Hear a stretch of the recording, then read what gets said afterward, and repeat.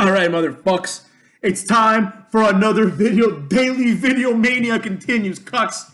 Today, we're going to talk about one of my favorite things in wrestling historically, and that is tag team wrestling, motherfucks, right? Now, here's the thing about tag team wrestling. Tag team wrestling at a certain point was fucking awesome, right? Nowadays, it's not awesome. Instead of focusing on cool things that have historically been successful, like tag team wrestling, we have now focused on dumb shit like intergender matches and other garbage like that. Mixed match challenge. Who gives a fuck? You know what I'm saying? Here's the thing about tag team wrestling that you need to understand. First of all, what makes a good tag team? A good tag team, in my opinion, must first and foremost be an actual tag team. Now, what I mean by this is this. The tag team must have some sort of gimmick or unifying principle, right? Like they're a tag team for a reason. So the Usos, for example, are a tag team because they're twin brothers. So why the fuck wouldn't they be a tag team? Why are they a tag team and not single stars is the question, right? Sheamus and Cesaro, on the other hand, have no reason to be a tag team. They're just two singles guys that were put together. So that's the number one thing, in my opinion. It really is the number one thing. You have to have a reason why you're a tag team. You have to be a real tag team. Not two guys thrown together that turned out they work well. Like Cesaro and Tyson Kidd were, quote unquote, a good tag team in terms of they had fun matches, right? But they were not like an organic tag team. Like the Dudley Boys, who are presented as brothers, who have a gimmick of being these weird guys who put people through tables, right? Extremely violent, half brothers, put people through tables. The APA, right? Two guys that were different, they had different gimmicks, but they came together as the acolytes of The Undertaker and later on became the APA. There's a reason why Farouk and Bradshaw are a tag team, right? There's a reason. They have things in common. They're these two tough guys from like Texas or whatever, right? Who will beat the shit out of you, who like playing cards, smoking cigars, and bullying other wrestlers, right? That's what makes a good tag team. Los Guerreros, great tag team, right? Angle and Benoit, I could see why they're a tag team, but not the best, right? Edge and Rey Mysterio, not a good tag team. Who the fuck cares? Why are they a tag team? Why is Rey Mysterio and RVD a tag team? That makes no sense. You know, you have to Goldust and Booker T. Why are they a tag team? So, first, a good tag team must have a reason to be a tag team, what I call being an organic tag team. That's reason one. That's element one, I should say. Prong one, motherfucks, of what makes a good tag team. Second, a good tag team must have an effective, right, and unique tag team finisher. Tag team finishers make tag teams. You know, when I say effective, I mean a tag team finisher that usually gets the job done. Tag teams that don't have a tag team finisher are shit tag teams. The difference between a singles match and a tag match is the tag moves, right? The tag moves and the tag tactics, if you will. Those two are the most important reasons. Then we delve into other reasons that are more general. Like a good tag team should have a gimmick, just like a good wrestler. A good tag team should have direction and good booking, etc., right? Now, today, a lot of tag teams do not have this. They don't have a reason why they're a tag team. Perfect example. Every single tag team in the Mixed Match Challenge is a forced tag team. It's a forced tag team. Like Asuka and The Miz becoming like Awesome Miz or whatever the fuck their name was. Asuka, right? Becoming Asuka. That is stupid. There's no reason why they should be friends. There's a reason why they should be a tag team. The only one that's mildly digestible is R-Truth and Carmella, who took that element and became a team, right? They developed into a team. Jinder Mahal and Alicia Fox have no reason to be a team. At least Truth and Carmella, they hang out together, they're doing their little dancing, you know, all that shit, right? They're making it work. Same thing with Beer Money. Beer Money is a tag team that kind of came together because two singles guys had nothing to do. But they didn't just stop there. They didn't just stay Bobby Roode and James Storm. They became Beer Money, right? They became a solid tag team with a tag team finisher, right? With their own entrance music. And they're a tag team name. You know, since like Cesaro and Sheamus was Cesaro and Sheamus for a fucking eternity before they realized they have to be called something else. And they started being called The Bar, right? Another element is these bullshit entrances where it's like half the music of one guy, and then the other half of the music is the other guy. That's stupid, it's goofy, and it's lazy, motherfucks. It's garbage. So that's what I'm saying. Tag team wrestling is dead. Tag team wrestling was awesome back in the 90s, right? Because you had organic tag teams. Edge and Christian presented like brothers. You had fucking Hardy Boys, brothers. Dudley Boys presented as brothers. You know, some of the good ones. Even like Right to Censor, they had a unifying cause. Their gimmicks aligned, and they had a unifying cause. The APA, another great tag team. Fuck, Billy and Chuck, fantastic tag team, right? They're two gay guys who bleached their hair and called each other, but like by a diminutive name, Billy and Chucky, right? With their flamboyant hairdresser Rico. That's something that's cool. It's like, oh, I see there's a gimmick. I see what you're going for here. You know, nowadays we don't have that. A lot of tag teams are bullshit makeshift tag teams. Like Carl Anderson and Albert were a tag team in New Japan. Albert goes to WWE. Luke Gallows gets fired. Luke Gallows goes there, just replaces Albert. And they become the Good Brothers. What is their motivation? Why do they do what they do? I have no idea why, like, Gallows and Anderson are a team. Why are they a team? Is it just because they want to become tag team champions and they love the sport? Not good enough, motherfucks. Same thing with the Young Bucks. I mean, they're brothers. They got that going for them. But what is their shtick, right? Edge and Christian are these goofy guys who cheat using underhanded tactics. The Hardy Boys are extreme daredevils. The Dudley Boys are violent motherfucks who put you and women through tables. The Young Bucks, they like to do super kick parties. Oh, we're going to play a tongue-in-cheek game, like this kind of shit, right? Hangman Page and Kenny Omega, not a real tag team. They should not be tag team champions for more than like 2 weeks. I automatically assumed that they were going to be transitional champs. But I was wrong, motherfucks. I was wrong. Right? FTR. All right, fine. They kind of have a thing. But then we have dumb shit like Butcher and Blade. What the fuck is that? What are you guys? Are you butchers? Or are you blades? What are you? Yeah? One of them's like a rock star. The other one's like a balding dude who's married to Allie or whatever. I don't give a fuck. You know, this is what makes good tag team wrestling. You have to have organic tag teams feuding with each other. That's what makes tag team wrestling good. You have to have a reason to like a team. Not I like one of the guys in the team. You know, once in a while, you can get away with doing it, right? You can do like Kane and Hurricane, for example, which was an entertaining tag team, and it was premised on the element that Kane and Hurricane are like two opposite type wrestlers, like they're not very similar, but Hurricane uses a choke slam, you know, he admires Kane to a degree, etc., right? Gimmicks are especially important in tag team wrestling. Now, moving on to point number 2. The abundance of shitty tag teams is repulsive to me. And the fact that I'm supposed to care about any tag team title ever is just offensive. Why the fuck would I give a shit who the tag team champions are on Raw, SmackDown, AEW, or TNA? I don't give a fuck. You know, you have to make the division interesting. And enough emphasis is not put on the tag team division. One example of a good tag team division was back in the day in ROH, where the tag team titles sometimes main evented pay-per-views because they attracted stars to become tag teams, right? That's the idea. Why do you think people like the Wyatt family and the Shield so much? Is the Shield really this incredible gimmick? Not really, motherfucks. It's just 3 guys that wear SWAT clothes. But the Shield is good because there is a premise behind it. The premise of the Shield is that individually, these guys are not better than Cena, Sheamus, Daniel Bryan, Kane, etc., right? But as a unit, they are better than any 3-man unit. That's the idea of the Shield. The idea is they are willing to sacrifice for the greater good of their team. The Wyatt family, same thing. There's a gimmick. There are these weirdos who are in a cult. Nobody gives a fuck about Eric Rowan, but the idea is what sells the product. That's why the Shield versus the Wyatts is one of the most anticipated matchups until it happened in like the history of WWE. It was so anticipated because there were so few teams that had these qualities that I'm speaking of, that when you have the only 2 teams that have the qualities, you're like, oh shit, I want to see this. Nobody really gave a fuck when it was like the Shield versus Cena, Daniel Bryan, and Sheamus, who are all bigger deals.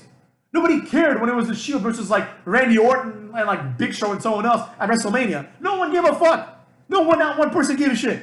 But they care when it's the Shield versus the Wyatt family, who are obviously inferior to Big Show and Randy Orton. right?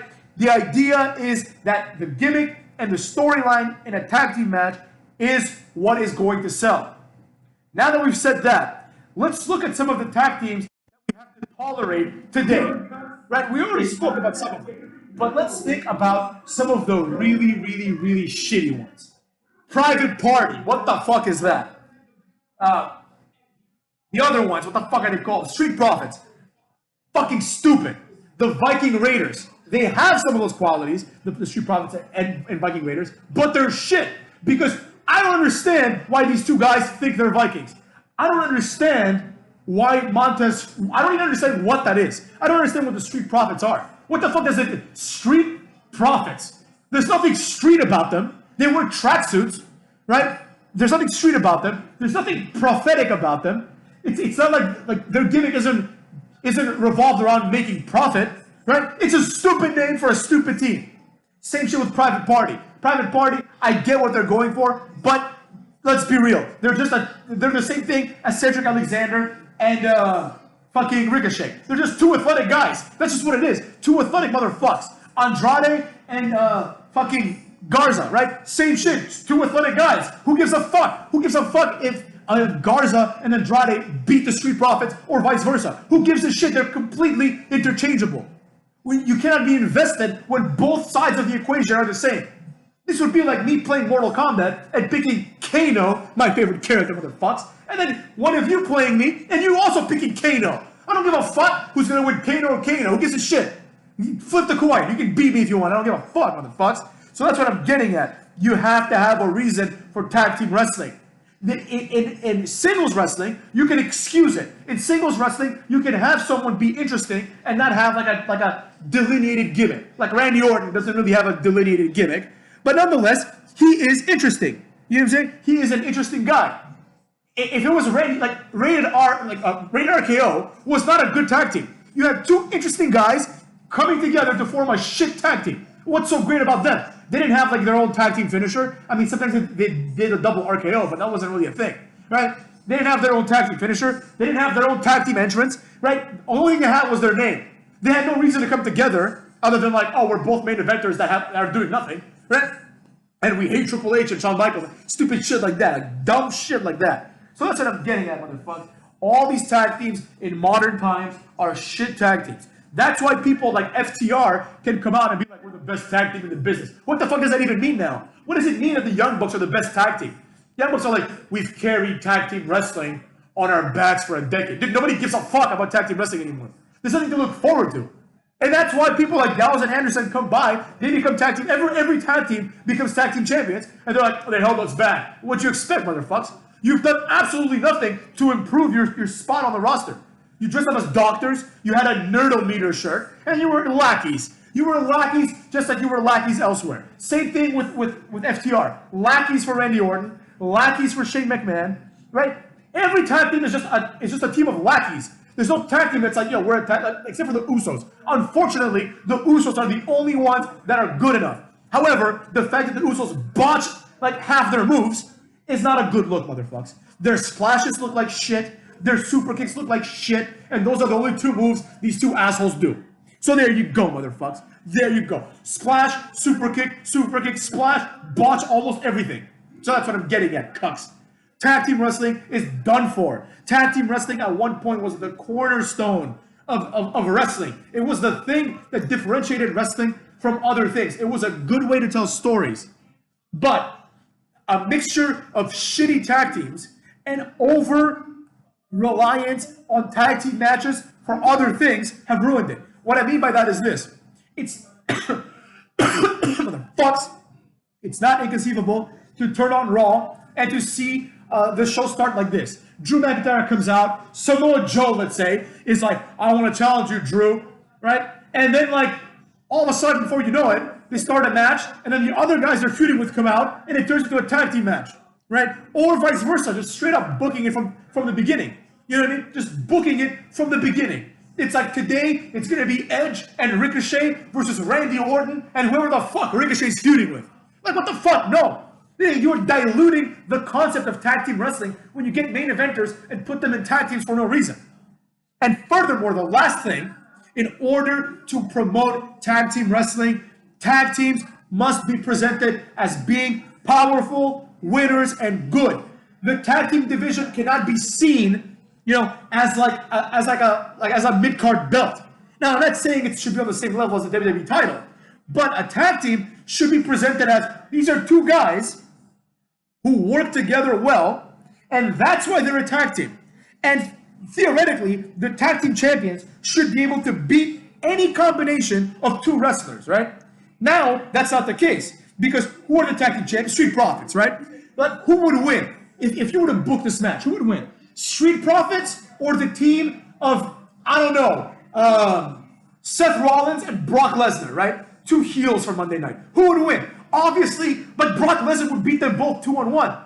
That was not the case back in the day, motherfucks. Back in the day, all the time, it was like Triple H and Stone Cold versus the Dudley Boys, and the Dudley Boys would somehow win. Sometimes it would require some sort of misstep on the part of Triple H and Stone Cold, but that was the idea. The idea was these two guys are not used to teaming together, right? They don't have the advantage that the Dudley Boys have, where they know how they work, they know how to work together.